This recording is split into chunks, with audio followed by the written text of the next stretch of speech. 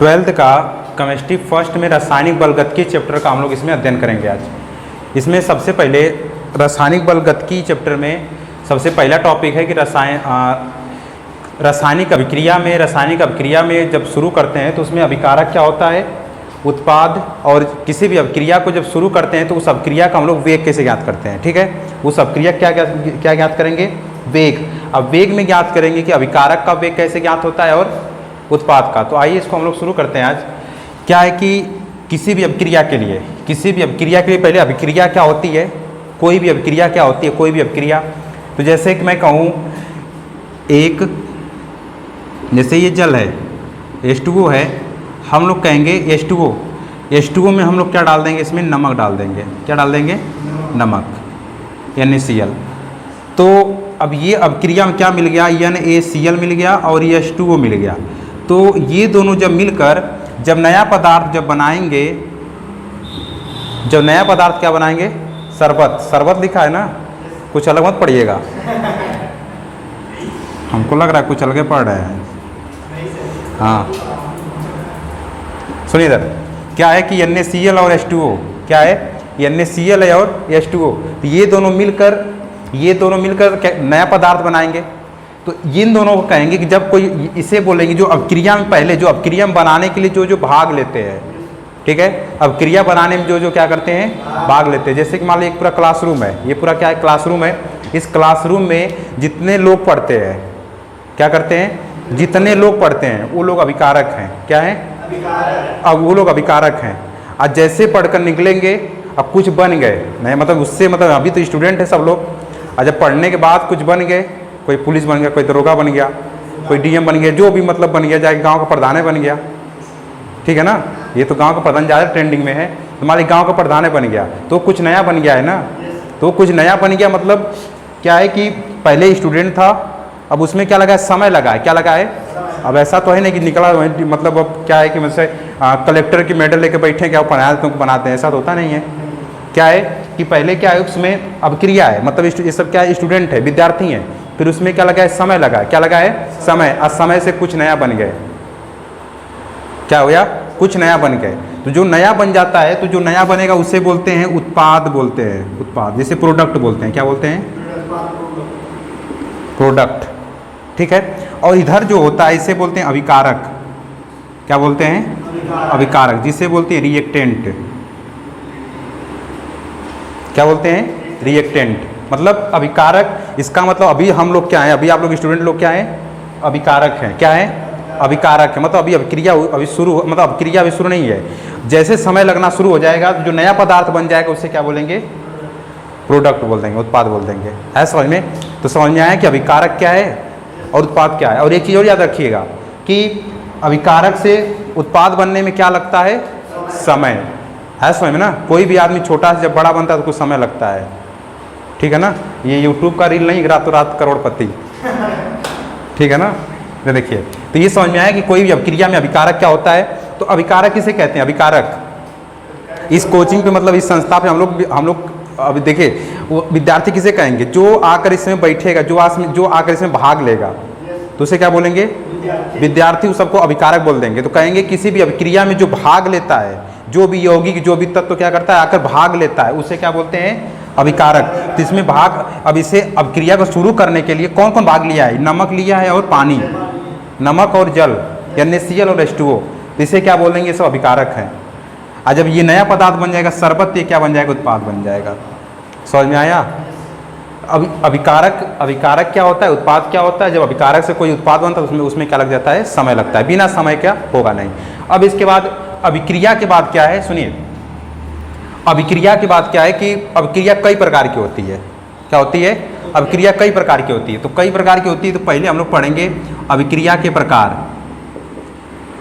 अभिक्रिया के प्रकार, तो अभिक्रिया के प्रकार में पहले पढ़ेंगे कि तीव्र अभिक्रिया। क्या पढ़ेंगे, तीव्र अभिक्रिया,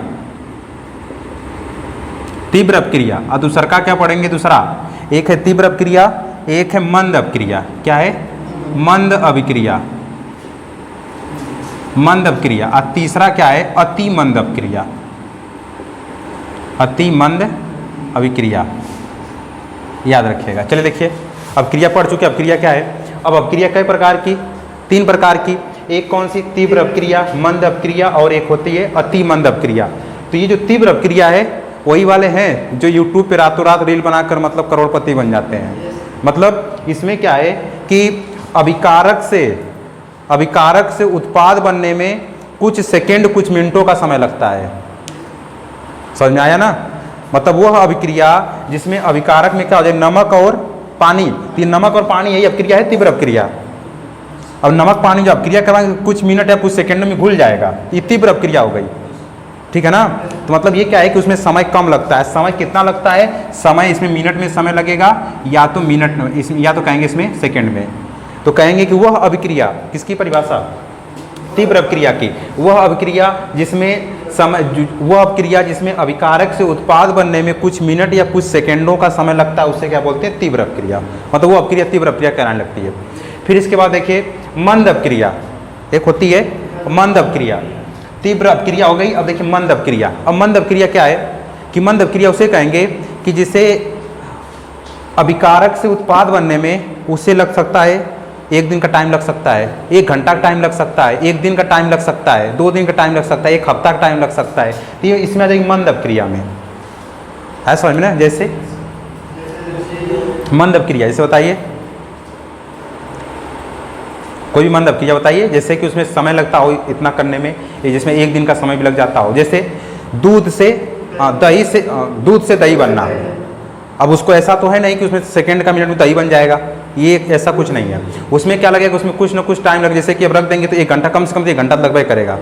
कम से कम बता रहे हैं, कम से कम 1 घंटा, 1 घंटा से अधिक 1 दिन का भी टाइम लग सकता है।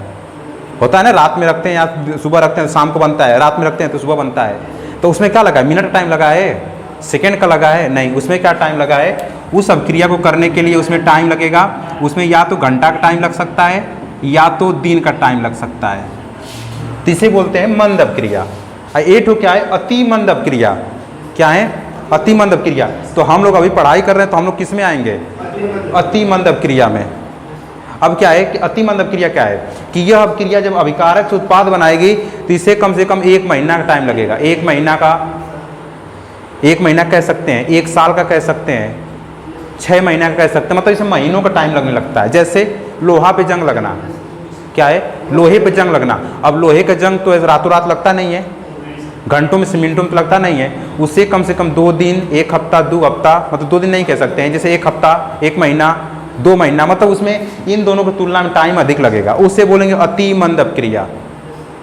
अपक्रिया 3 प्रकार की, एक तीव्र अपक्रिया, मति यहाँ से मंद अपक्रिया और अति मंद अपक्रिया। तो जो यहाँ से तीव्र अपक्रिया है वह अपक्रिया जो अभिकारक से उत्पाद बनने में जो समय लगता है, मिनट में लग सकता है, सेकंड में, तो उसे बोलेंगे अति मंद अपक्रिया। फिर क्या है? उसे बोलेंगे तीव्र अपक्रिया। और मंद अपक्रिया क्या है कि वह अपक्रिया जो अभिकारक से उत्पाद बनने में घंटा और दिन का समय लग सकता है, उसे क्या बोलते हैं? मंद अपक्रिया। फिर उसके बाद क्या पढ़ेंगे? अति मंद अपक्रिया, जिसे कंप्लीट होने में मतलब अभिकारक से यहाँ से रिएक्टेंट से प्रोडक्ट बनने में कितना टाइम लग जाए? महीनों का, इसमें महीनों का समय लग सकता है, वर्षों का समय लग सकता है। क्लियर है ना? सप्ताह का, मान लीजिए इसमें सप्ताह का भी समय लग सकता है, एक हफ्ता में भी लग सकता है। क्लियर हुआ? तो ये सब थी अपक्रिया के प्रकार। तो हम लोग कौन सी अपक्रिया इसमें पढ़ना पसंद करेंगे? कौन वाला? कह रहे हैं कि अति मंद अपक्रिया। अब अति मंद अपक्रिया में लोहा मंगा ले, क्या करें? लोहा मंगा ले और उस पर हवा पानी करें। हम कहेंगे अब तुम लोग 1 साल बैठो, तब तक इसमें जंग लगे तब को पढ़ाएंगे, ऐसा पढ़ेंगे क्या? तब कहाँ का अति मंद अपक्रिया? कहेंगे कि अभी लोहा मंगा ले रहे हैं, लोहे पे जब जंग लग जाएगा तब उसमें हम बस लिखवाना शुरू करेंगे। तो आप लोग दिन बैठे रहेंगे 1 साल तक, जब लोहा पे जंग लगेगा तब लिखवाएंगे, यही ना? तब तक क्या पता बोर्ड का पेपर खत्म, तीव्र अपक्रिया पढ़ा जाएगा। ठीक है ना? ऐसा अपक्रिया पढ़ा जिसमें मिनट और सेकंडों में जैसे खत्म हो जाए। ठीक है ना? तो हम लोग क्या पढ़ेंगे कि अपक्रिया के प्रकार थे ये सब। तो हम लोग सबसे, अगर हम लोग चाहते हैं जल्दी से उसका अपक्रिया का अध्ययन करना, तो हमारे लिए सबसे अच्छी अपक्रिया तीव्र अपक्रिया, जो जल्दी से अभिकारक से, यहाँ से अभिकारक से उत्पाद बन जाए, उसी अपक्रिया को हम लोग पढ़ना पसंद करेंगे। तो आइए, अब ये तो अपक्रिया के प्रकार था। ठीक है? अब अपक्रिया के प्रकार के बाद देखिए उसके बाद क्या पढ़ेंगे? अपक्रिया का हम लोग क्या ज्ञात करेंगे? औसत वेग ज्ञात करेंगे। क्या ज्ञात करेंगे? अपक्रिया का औसत वेग। तो पहले औसत वेग क्या होता है इसको सीख लीजिए। ठीक है? मिटा दूं? देखिए अपक्रिया का औसत वेग कैसे करेंगे यहाँ से। नेक्स्ट पॉइंट है अपक्रिया का औसत वेग। अभिक्रिया का औसत वेग, अभिक्रिया का औसत वेग, अभिक्रिया का औसत वेग ये था। ठीक, क्या है? अभिक्रिया का औसत वेग। तो देखिए अभिक्रिया का औसत वेग क्या होता है कि देखिए इधर बात नहीं, अभिक्रिया का औसत वेग में ये पहले क्या, अभिक्रिया में ये सब क्या है? अभिकारक है। तो अभिकारक से क्या बनेगा? उत्पाद बनेगा। इसे क्या बोलते हैं? रिएक्टेंट को, तो इसको हम लोग प्रदर्शित करेंगे R से। इसे प्रोडक्ट बोलते हैं, तो इसको P से। ठीक है, क्या करना है कि हम क्या कहें कि हमारे पास अभिकारक कितना है? 10 ग्राम है। कितना है? 10 ग्राम है। मतलब हम लोग इसको 10 ग्राम या 10 किलो कुछ भी मान सकते हैं। बस हम लिखेंगे यहाँ पे अभिकारक कितना है? 10 है। क्या है? 10 है। और यहाँ पे टाइम अभी कुछ नहीं लगा है। टाइम कितना है? 0। तो ये बताइए कि अभिकारक में जब टाइम में नहीं लगा है कुछ, तो कोई बनेगा? अभी हम लोग पढ़े हैं अपक्रिया के प्रकार। अपक्रिया के प्रकार में 3 अपक्रिया पढ़े हैं। एक कौन सी अपक्रिया? एक तीव्र अपक्रिया, एक कौन सा? मंद अपक्रिया, और एक होता है अति मंद अपक्रिया। तो अब जो जो अपक्रिया पढ़े सब में समय लगा है, भले से साल का लगा हो, वर्ष का लगा हो, या तो कई सेकंड का लगा हो, लगा तो समय लगा है ना। यहाँ पे समय लिखा है कितना? 0। यहाँ पे समय लिखा है 0। जब यहाँ पे समय 0 लिखा है तो क्या अभिकारक उत्पाद में बदलेगा? कभी नहीं बदल सकता। ठीक है ना। तो अब देखिए समय क्या है? यहाँ पे 0। तो यहाँ पे जो इससे बदलेगा ये किसी में नहीं बदलेगा। जितना है मतलब उतना ही रहेगा अभिकारक। हम कहेंगे कि इधर अब 8 हो गया, इधर कुछ देर बाद 6 हो गया, इधर कुछ देर बाद 4 हो गया, कुछ देर बाद 2 हो गया। इसका मतलब क्या हुआ कि ये 8 से कितना, देखिए पहले कितना था? 10। पहले कितना था अभिकारक? 10 किलो मानिए, 10 ग्राम मानिए। ये पहले कितना था? 10। टाइम जब कुछ नहीं लगा था। अब क्या हो गया है कि हम लोग मान लेते हैं कि टाइम लगा है यहाँ से 2 सेकंड। कितना लगा है? टाइम कितना लगा है? इसमें मान लीजिए कि 2 सेकंड। अब 2 सेकंड मत मानिए, इसमें 1 सेकंड लगा है। इसमें t बराबर मान लीजिए 2 सेकंड लगा है। इसमें t बराबर मान लीजिए 3 सेकंड लगा है। इसमें t बराबर मान लीजिए 4 सेकंड लगा है। तो ये बताइए कि ये सब तो अभिकारक है ना। तो जब यहाँ पे पहले 10 था, अब ये 8 होगा, तो इधर कितना बड़ा होगा? 2 बड़ा होगा। यहाँ पे कितना था? 6, तो अब यहाँ पे कितना हो गया होगा? कितना? 4 हो गया होगा। और जब यहाँ पे 4 है तो यहाँ पे 6 हो गया होगा। और जब यहाँ पे 2 है तो यहाँ कुल 8 हो गया होगा। इसका मतलब आपको क्या सीखने के लिए यहाँ से मिला कि जैसे जैसे समय बढ़ता गया है अभिकारक की मात्रा उतना धीरे धीरे कम होता गया है, और यहाँ से उत्पाद की मात्रा धीरे धीरे, यहाँ से देखिए उत्पाद की मात्रा धीरे धीरे बढ़ता गया है। समय का मान बढ़ रहा है, समय का मान बढ़ रहा है, तो उत्पाद का मान बढ़ रहा है। अब ये क्या हो रहा है? ये क्या हो रहा है? कम होता जा रहा है। सही बात है ना कि नहीं?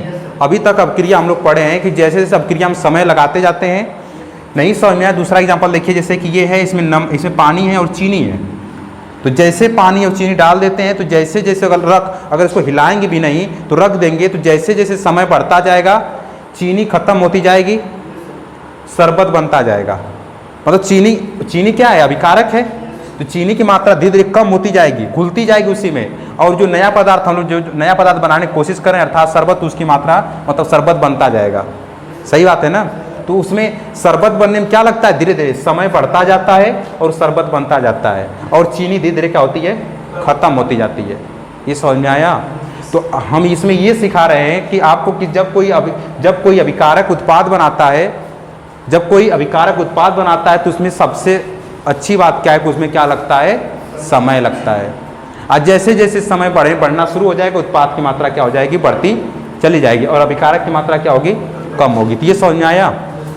हम लोग सीखेंगे कि अभिक्रिया का वेग हम लोग सिखा रहे थे, तो ये तो हम बताए थे कि अभिक्रिया का वेग कैसे, देखिए इधर अभिक्रिया का वेग में होता है, इधर देखिए अभिक्रिया का वेग, अभिक्रिया का वेग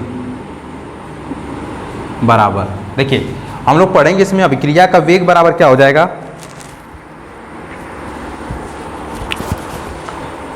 आप लोग बताएंगे क्या होगा अभिक्रिया का वेग। यहाँ पे लिखेंगे कि अभिकारक के, अच्छी बताइए अभिकारक के, यहाँ बताइए तो अभिकारक की बढ़ रहा है ना कि घट रहा है? घट रहा है। अब क्रिया शुरू है, अब क्रिया शुरू है, तो हम लोग लिखेंगे अभिकारक के घटने की दर, घटने की दर बटे, अब जब घटेगा तो क्या अपने मन में घट जाएगा, क्या लगेगा उसमें, समय। तो यहाँ लिखेंगे समय लगेगा, यानी समय अंतराल लिख सकते हैं, समय का अंतर होगा। अरे पहले 0 था, अब अंतर हो रहा है कि नहीं, मतलब 1 से 2 हो गया, 0 से 1 हो गया, 1 से 2 हो गया, 2 से 3 हो गया, 3 से 4 हो गया, मतलब समय का अंतर होता जा रहा है ना, बढ़ता जा रहा है। तो यहाँ लिखेंगे समयांतराल, समयांतराल, समयांतराल। ये समझ में आया, समयांतराल। एक तो ये हो गया, ठीक। दूसरा देखिए, हम लोग लिखेंगे अभिक्रिया का वेग। क्या लिखेंगे इसके लिए बताइए तो। हाँ, यहाँ पे क्या है कि अभिकारक कम हो रहा है, इधर क्या हो रहा है देख रहे हैं तो बढ़ता चला जा रहा है। देखिए इधर 10 से 8, 8 से 6, 6 से 4, 4 से 2 हो गया, लेकिन यहाँ क्या हो, 0 था, 0 से 2 हो गया, ये बढ़ता जा रहा है। तो अभिकारक है ना, ये तो उत्पाद है ना, तो लिखेंगे उत्पाद के बढ़ने की दर, उत्पाद के बढ़ने की दर, बढ़ने की दर। और यहाँ क्या लिखेंगे, समयांतराल। अरे क्यों, इसे समय नहीं बढ़ रहा है, ये था, अब यहाँ से रटना पड़ेगा इसको, कभी नहीं। मतलब ये अब क्या शुरू करेंगे तो अभिकारक कम होगा, उत्पाद बढ़ेगा, तो अभिकारक की घटने की दर उसमें समय लगेगा, उत्पाद की बढ़ने की दर उसमें समय लगेगा। तो अब देखिए हम लोग कैसे ज्ञात करते हैं यहाँ से अभिक्रिया का वेग। चलिए इसको मान लेते हैं क्या, R1, इसमें से किसी को R2 मान लीजिए, किसी को R2 मानिए, तो हम लोग मान लेते हैं इसी को R2 मान लेते हैं। ये R1 हो गया, ये R2 हो गया। तो R2 पे कितना समय लगा है, 3 लगा है ना, और इस पर कितना समय लगा है, 0। क्लियर हुआ। तो हम लिखेंगे कि घटने की दर, तो यहाँ पर लिखेंगे डेल्टा R अब बटे डेल्टा T। यहाँ पर लिखेंगे हम लोग उत्पाद की बढ़ने की दर, क्या लिखेंगे, उत्पाद की बढ़ने की दर। तो यहाँ पे उत्पाद को लिखते हैं डेल्टा P प्रोडक्ट, आज समय को समयांतराल का डेल्टा T। फिर उसके बाद क्या हो जाएगा, डेल्टा R, क्या लिखा है, डेल्टा R। तो डेल्टा R को क्या लिख सकते हैं, डेल्टा R का मतलब उत्पाद में परिवर्तन हो रहा है, क्या हो रहा है, परिवर्तन। तो परिवर्तन ज्ञात करने के लिए हम लोग R2 में से R1 को क्या करते हैं, घटा देते हैं, और समय को क्या करते हैं कि अधिक में से कम को घटा देते हैं। तो अधिक हम लोग मान लेंगे T1 है और T2 है, कम क्या है, T1 है। क्लियर हुआ। तो वही तक माना हूँ कि अभिकारक, अब यहाँ पे मान रखिए तो R2 का मान कितना दिया है, 4 है, कितना है, 4 है। R1 का मान कितना है, 10 है, और इसके बाद यहाँ से नीचे देखेंगे तो T2 का मान कितना हो जाएगा, T2 का मान 3, कितना हो जाएगा, 3। और T1 का मान कितना है, T1 का मान कहाँ मानेंगे, इस पे T1 का कितना हो जाएगा, 0। यहाँ तक समझ में आया। फिर उसके बाद जब इसको हम लोग सॉल्व करेंगे तो ये माइनस का क्या हो जाएगा, 6 हो जाएगा, अब बटे 3 हो जाएगा, और जब इससे काट देंगे तो ये माइनस का 2 आएगा। क्या आ गया, माइनस का 2। और ध्यान से देखिएगा पूरा कॉन्सेप्ट यहीं पर है कि माइनस, मैं अभी इसके पहले आप लोग क्लास में पढ़े होंगे तो इसके पहले मैं बता चुका हूँ कि अभिक्रिया के वेग में इधर रहेगा तो अभिकारक में माइनस लगाते हैं। वो माइनस क्यों लगाते हैं अभी मैं बता रहा हूँ। क्लियर हुआ, ठीक। आइए अब इसी अंतराल पे हम लोग इसका चेक करते हैं इनके लिए। तो इनके लिए जब चेक करेंगे तो इसको लिखेंगे इसको क्या लिखेंगे, P2 माइनस P1 और T2 माइनस T1। तो अब इसी अंतराल पर चेक करते हैं, इसको हम लोग क्या बना लेंगे, P1, इसी अंतराल पर क्या बना देंगे इसको, P2। अरे ये देखिए अभिकारक का तो चेक कर लिए, अब किसका चेक करेंगे, उत्पाद का। तो उत्पाद में क्या होगा, P2 कितना है, P2 आपकी P2 कितना है, लिखे यहाँ से 6 माइनस लगाइए, P1 कितना है, 0। फिर उसके बाद यहाँ से T2 कितना है, T2 कहाँ गया, 3, वेरी गुड। इसका बताइए 0, तो ये हो जाएगा 6/3, कट कर कितना आ जाएगा, +2। क्लियर हुआ। तो अब देखिए मेरी बात सुनिए ध्यान से, मेरी बात सुनिए। तब इसमें क्या किया वैज्ञानिकों ने, क्या किया कि जितना हम लोग पढ़े हैं कि अभिक्रिया में जितना इधर अभिकारक रहेगा उतना इधर क्या बनेगा, उत्पाद बनेगा। ये बात जानते हैं ना। ये लिखा है -2, यहाँ से अभिकारक माइनस में होगा, कभी माइनस कभी नहीं होगा। ये माइनस कहाँ से आ गया, तो वैज्ञानिकों ने अपना क्या लगाया कि जब हम लोग, ये भी प्लस में होना चाहिए, जितना अभिकारक होता है उतना उत्पाद बनता है। क्या होता है कि जितना अभिकारक होता है उतना उत्पाद बन जाता है, ठीक है। तो इधर देखिए, तो हम लोग क्या किए थे, इसमें वैज्ञानिकों ने क्या किया था कि जो अभिकारक था और जो उत्पाद था, जो अभिकारक था और जो उत्पाद था, उन वैज्ञानिकों ने क्या किया था कि यहाँ पर लगा दिया था कि माइनस, क्या लगाया था, माइनस का साइन। क्या लगाया था यहाँ पर, माइनस का साइन। तो माइनस का साइन लगाने से हमको ये पता चल गया, इधर देखिए फिर से, ये था माइनस का साइन था, क्या था, माइनस का साइन। तो हम लोग अपक्रिया में ये पढ़े हैं कि किसी भी अपक्रिया को करने के लिए जितना अभिकारक होता है उतना क्या होता है, उत्पाद होता है। इतनी बात जानते हैं ना। तो जितना अभिकारक होता है उतना उत्पाद। तो यह माइनस में अभिकारक किससे आ गया, दोनों को तो बराबर होना चाहिए। लेकिन वहाँ पर वैज्ञानिकों ने क्या किया था, सबसे बड़ा निष्कर्ष ये बताया कि यहाँ पर हम लोग लगा देंगे, अगर माइनस लगा देंगे, क्या लगा देंगे, माइनस, और जैसे माइनस लगाएंगे तो प्लस बन जाएगा। क्या बन जाएगा, प्लस। ये हो जाएगा प्लस का 2 हो जाएगा। क्या हो जाएगा, प्लस का 2। इससे ये निष्कर्ष निकलेगा कि ये दोनों आपस में क्या हो जाएंगे, बराबर हो जाएंगे। जितना यहाँ से अभिकारक है उतना यहाँ से उत्पाद बन जाएगा। ठीक है। तो उन्होंने क्या बताया, तो अब हमारा अभिकारक आ रहा था माइनस में, और जब माइनस हम लोग लगा देंगे तो ये किस में बदल जाएगा, प्लस में। तो अब ये वाला जो माइनस लगा है, ये वाला माइनस तो हम लोग तो यहाँ पर भी तो डायरेक्ट लगा सकते थे। और जब माइनस लगाएंगे, यहाँ जब शुरुआत से माइनस लगाते आएंगे तो प्लस में तो आएगा ही। क्लियर हुआ। तो इसीलिए अभिकारक हमारा अभिक्रिया जब कर रहे थे तो हमें हमारा अभिकारक जो आ रहा था किसमें, माइनस में आ रहा था। किस में आ रहा था, माइनस में आ रहा था। तो हमारा जो अभिकारक है कभी माइनस में नहीं आता है, किस में आता है, प्लस में आता है। जबकि यहाँ पे माइनस में आ रहा था, तो माइनस में आना नहीं चाहिए। तो उसके लिए वैज्ञानिकों ने क्या किया, जो माइनस था उसको प्लस में बदलने के लिए क्या लगा दिया, माइनस। तो आज से यहाँ से क्या बन गया, आर के ऊपर क्या हो गया, यहाँ से माइनस हो गया। क्लियर हुआ। और ये क्या बन गया, यहाँ से इसका नया प्रोडक्ट बनाया है। तो अब किसी भी अपक्रिया के लिए जब हम लोग अभिकारक की सांद्रता लिखें तो उसके आगे पहले क्या लगाएंगे, माइनस लगाएंगे। यहीं से माइनस की उत्पत्ति हुई है। अब किसी भी अपक्रिया की जब उत्पाद की लिखने की बात आएगी, प्रोडक्ट लिखने की बात आएगी, तो आप क्या लिखेंगे, प्लस लगा देंगे। ठीक है ना। देखिए अब अपक्रिया हम आपको बता रहे हैं, तो अपक्रिया में आप लोग खुद बताएंगे कि कैसे अपक्रिया की जाती है। ठीक है। तो ये समझ में आया कि अभिकारक से प्लस माइनस कैसे होने लगा। अब इसके बाद देखिए, यहाँ से हम एक अपक्रिया लिख रहे हैं। अभिक्रिया में उस अपक्रिया को आप लोग खुद बताइएगा कि उसमें माइनस होगा कि क्या होगा, प्लस हो जाएगा। जैसे कि मैं एक अपक्रिया लिखा हूँ इधर, देखिए अभिक्रिया, ये क्या है, अभिक्रिया। अपक्रिया का नाम बताइए, A + B। और ये अपक्रिया इधर क्या बनाए, C और D बन गया। क्या बन गया, C और D बन गया। तो जब यहाँ से C और D बनाए तो इस अपक्रिया के लिए हम लोग क्या लिखेंगे, इस अपक्रिया के लिए क्या लिखेंगे हम लोग। इसके बाद देखिए ये अभिक्रिया लिखा है, इस अपक्रिया के लिए क्या लिखना है, वेग लिखना है। क्या लिखना है, वेग। तो लिखेंगे अपक्रिया का वेग, अभिक्रिया का वेग, अभिक्रिया का वेग बराबर, अभिक्रिया का वेग बराबर, हम लोग लिखेंगे यहाँ पर लिखेंगे माइनस का अभिकारक की सांद्रता, अभिकारक की सांद्रता में परिवर्तन,